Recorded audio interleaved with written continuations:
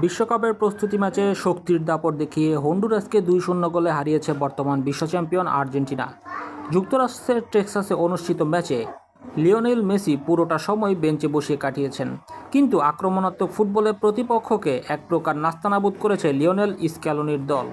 37 মিনিটে প্রথম গোলটি আসে লাউতারো মার্টিনেজের পেনাল্টি থেকে। পরবর্তীতে গুইলিয়ানো সিমিওনের আরও একটি গোলে ব্যবধান দ্বিগুণ হয়। পুরো ম্যাচে 72% বল নিজেদের দখলে ছিল আর্জেন্টিনার, 9টি ছিল অন টার্গেটের শট। শেষ দিকে হন্ডুরাস দারুণভাবে ম্যাচে কামব্যাক করার চেষ্টা করলেও আর্জেন্টিনার ডিফেন্সের কাছে তারা পরাজিত হয়।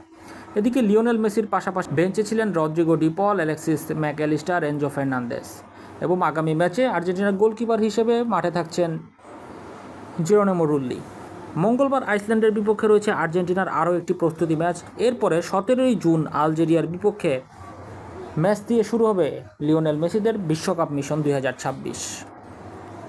সো ভিউয়ার্স, এই ছিল ভিডিও ভালো লাগলে দ্রুত ভিডিও দেখে লাইক দিয়ে দেবেন এবং আপনি যদি আর্জেন্টিনার সাপোর্টার হয়ে থাকেন তাহলে বিডি আর্জেন্টিনা ক্লাব চ্যানেলটিতে এখনই সাবস্ক্রাইব করুন।